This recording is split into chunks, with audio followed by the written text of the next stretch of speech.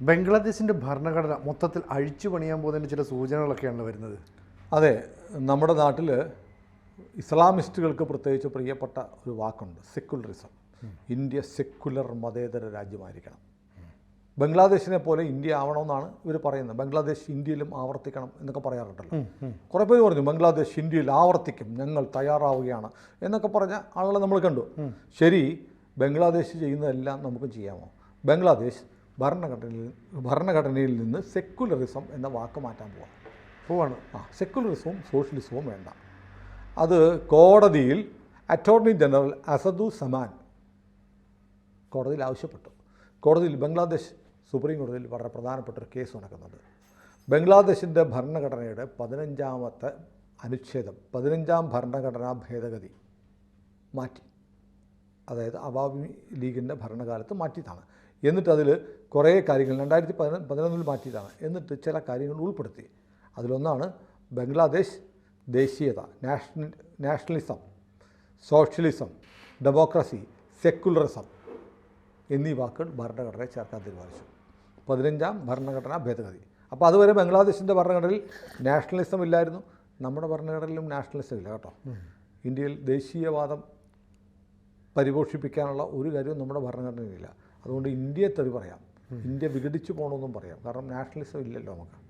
അപ്പോൾ ബംഗ്ലാദേശിൽ അത് കൊണ്ടുവന്നു, ദേശീയത കൊണ്ടുവന്നു, സോഷ്യലിസം കൊണ്ടുവന്നു, ജനാധിപത്യം കൊണ്ടുവന്നു, സെക്കുലറിസം കൊണ്ടുവന്നു, മതേതരത്വം. ഇത് 2011 ഭരണഘടന 15ാം ഭരണഘടനാ ഭേദഗതി പ്രകാരമാണ്. ഇത് റദ്ദാക്കണമെന്ന് ആവശ്യപ്പെട്ടാണ് ഇപ്പോൾ ഹൈക്കോടതി അവിടെ കേസ് വന്നിരിക്കുന്നത്. കേസിൽ അറ്റോർണി ജനറൽ, അപ്പോൾ നമ്മുടെ ഇന്ത്യയിലുണ്ടല്ലോ അറ്റോർണി ജനറൽ ഔദ്യോഗികമായി ബംഗ്ലാദേശിലെ ഇപ്പോഴത്തെ സർക്കാരിൻ്റെ ആവശ്യം ഉന്നയിച്ചു, ഈ വാക്കുകൾ എടുത്തു കളയണം. അപ്പോൾ ഇത് മാത്രമല്ല, ഈ ഭേദഗതിയുടെ ഭാഗമായിട്ട് മറ്റൊന്നുകൂടെ കൊണ്ടുവന്നിരുന്നു. ഈ ഭരണഘടനയുടെ അടിസ്ഥാന ശിലകളായിരിക്കണം നാഷണലിസം, സോഷ്യലിസം, ഡെമോക്രസി, സെക്കുലറിസം എന്നത് കൂടാതെ തെരഞ്ഞെടുപ്പുകൾ മറികടക്കാൻ വേണ്ടി കെയർ ടേക്കർ സർക്കാരുകളെ കൊണ്ടുവരാൻ പാടില്ല എന്ന് പറഞ്ഞത്. അതായത് തെരഞ്ഞെടുപ്പ് ഒഴിവാക്കാൻ വേണ്ടിയിട്ട് കെയർ ടേക്കർ സർക്കാർ വരാൻ പാടില്ല. ഇപ്പോൾ അവിടെ ആരാ ഉള്ളത്? ഒരു കെയർ ടേക്കർ സർക്കാർ അല്ലേ? അതെ.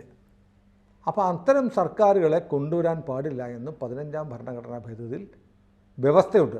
അതുകൊണ്ടാണ് ഇപ്പോൾ മുഹമ്മദ് യൂനസ് അടക്കമുള്ളവർ ചീഫ് അഡ്വൈസർമാരാണെന്ന് പറഞ്ഞിരിക്കുന്നത്.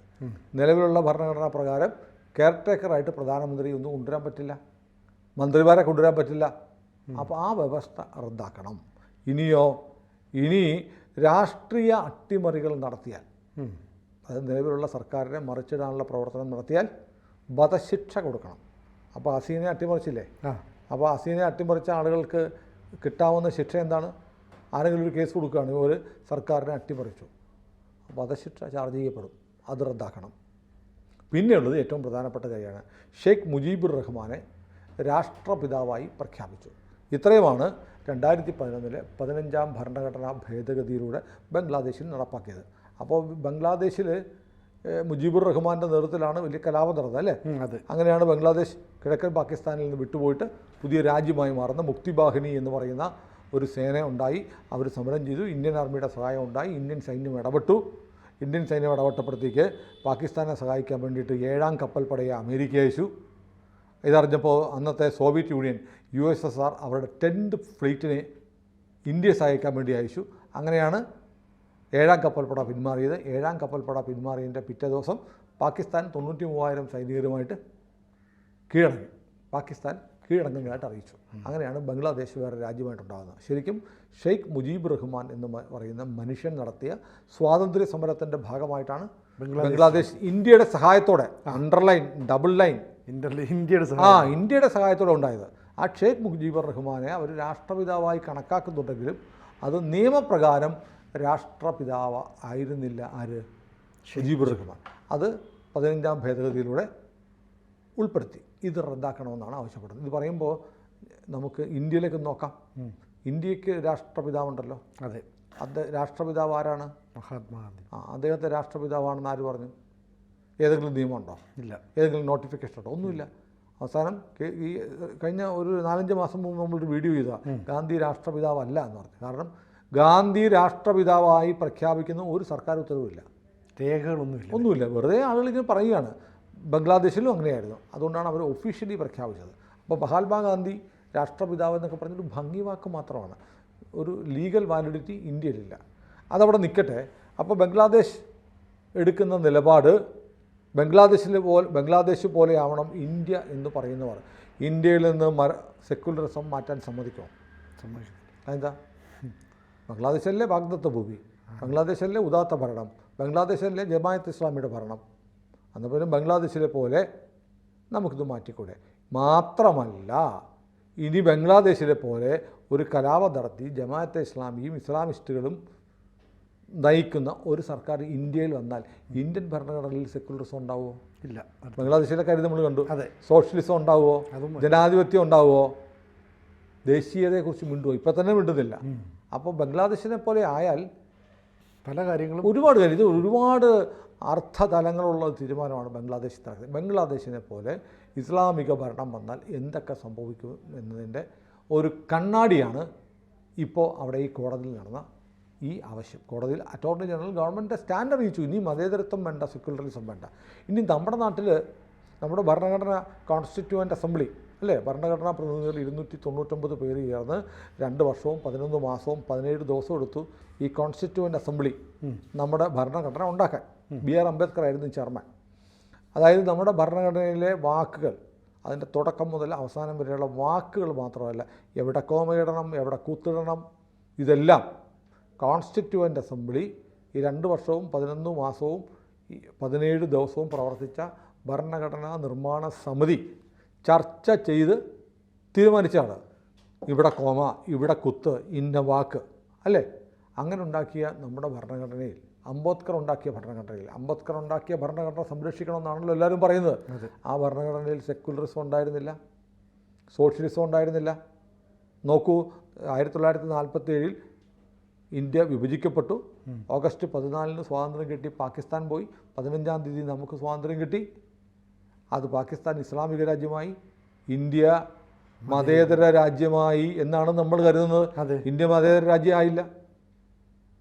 ഇന്ത്യ എന്ത് പറ്റു? ഇന്ത്യ പാകിസ്ഥാനും ഹിന്ദുസ്ഥാനും ആയിരുന്നു അല്ലേ, പാകിസ്ഥാനും ഹിന്ദുസ്ഥാനും ആയിരുന്നു. അങ്ങനെയുള്ളതിന് പ്രത്യേകിച്ച് പേര് വിളിക്കേണ്ട കാര്യമുണ്ടോ?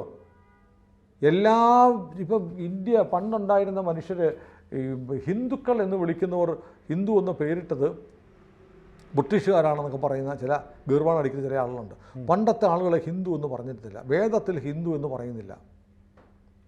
ശരിയാ, ഒരുപക്ഷെ പറയുന്നുണ്ടാവില്ലായിരിക്കും. കാരണം എന്നറിയോ, അത് വേറെ ആരും ഇല്ലടേ, ഹിന്ദുക്കൾ മാത്രമേ ഉള്ളൂ. ഹിന്ദുക്കൾ മാത്രമേ. ഇപ്പോൾ പ്രത്യേകിച്ച് പേരിടണോ അല്ലേ? അതിനുശേഷമാണ് ഈ വേറെ ആളുകൾ വന്നപ്പോഴാണ് അവൻ ക്രിസ്ത്യൻ അല്ലെ അവൻ മുസ്ലിം, ഞാൻ വേറെ ആകുന്നത്. നമ്മൾ മാത്രമേ ഉള്ളപ്പോൾ പ്രത്യേകിച്ച് പേരെന്തിനാ നമ്മളിട്ട് വിടുന്നത്? എല്ലാം നമ്മുടെ ആളുകളല്ലേ. അതുകൊണ്ടാണ് പണ്ട് ഒരു ഹിന്ദുസ്ഥാൻ പറഞ്ഞു. ഹിന്ദുസ്ഥാൻ, അപ്പോൾ ഹിന്ദുസ്ഥാനായിരുന്നു ബാക്കി നിന്ന് അല്ലേ. ഹിന്ദുസ്ഥാൻ ഹമാര എന്നല്ലേ പറയുന്നത്. സാരേ ജഹാം സെ അച്ഛ ഹിന്ദുസ്ഥാൻ ഹമാര എന്ന് പറയുന്നു. ഇന്ത്യ ഹിന്ദുസ്ഥാനായിരുന്നു. അല്ലെങ്കിൽ ഇന്ത്യ മതേതര രാജ്യമാക്കാനാണ്, സെക്യുലർ ആക്കണമെന്നുണ്ടെങ്കിൽ അംബേദ്കറുടെ ഭരണഘടനയിൽ എഴുതിയില്ലായിരുന്നോ? എഴുതിയില്ലല്ലോ.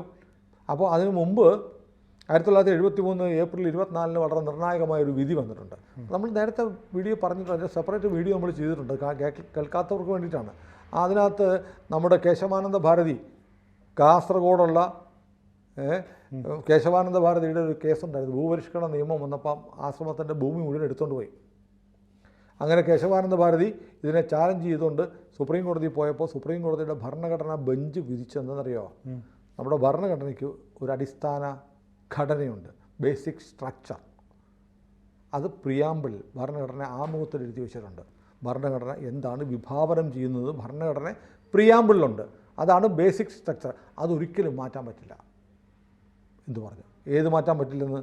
ഭരണഘടനയുടെ ആമുഖം മാറ്റാൻ പറ്റില്ല എന്ന് 1973 ഏപ്രിൽ 24 കേശവാനന്ദ ഭാരതി കേസിൽ ഭരണഘടനാ ബെഞ്ച് വിധി പറഞ്ഞിട്ടുണ്ട്.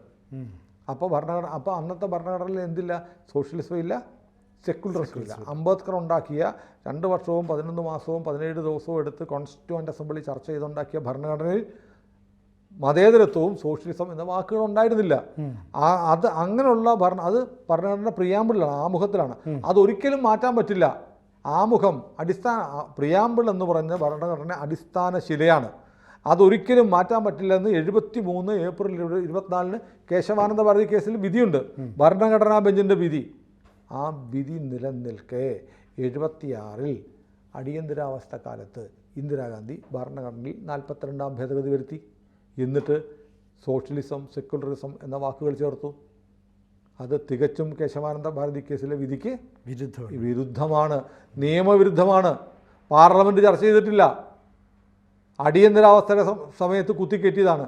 അപ്പോൾ നിയമവിരുദ്ധമായി നമ്മുടെ പാർലമെൻറ്റ് അറിയാതെ ചർച്ച ചെയ്യുക. നമ്മൾ 33% വനിതാ സംവരണം കൊടുക്കുന്ന കാര്യം തന്നെ എത്ര ദിവസം ചർച്ച ചെയ്തു, സംസ്ഥാന നിയമസഭകൾ അംഗീകരിച്ചു, അങ്ങനെയൊക്കെ ചെയ്തിട്ടാണ് അത് പാസ്സാക്കിയത്. ഇത് പാർലമെൻറ്റ് ചർച്ച ചെയ്തില്ല, ചർച്ച ചെയ്യാനും പാടില്ല. കാരണം സുപ്രീം കോടതി വിധിയുണ്ട്, പ്രിയാമ്പിൾ അമെൻഡ് ചെയ്യാൻ പാടില്ല എന്നുള്ളത്.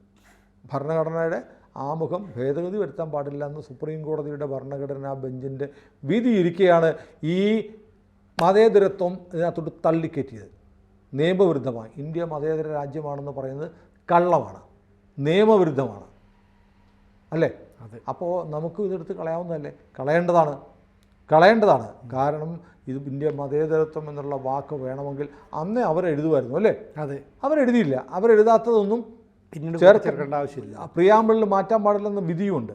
അപ്പോൾ ബംഗ്ലാദേശിനെ നമുക്ക് മാതൃകയാക്കണം. ബംഗ്ലാദേശ് വാഗ്ദത്ത ഭൂമിയാണെന്ന് പറയുന്നവർ എന്ത് പറയുമെന്നറിയാം. ഏതായാലും നമ്മുടെ ഭരണഘടനയിലെ അശ്ലീലമാണ്, നിയമവിരുദ്ധതയാണ്, ഭരണഘടനാ വിരുദ്ധതയും കൂടിയാണ് സെക്കുലറിസവും സോഷ്യലിസവും. കൂടുതൽ വാർത്തകളും വിശേഷങ്ങളും നിങ്ങളിലേക്ക് എത്താൻ ABC മലയാളം സബ്സ്ക്രൈബ് ചെയ്യുക, ബെൽ ബട്ടണും അമർത്തുക.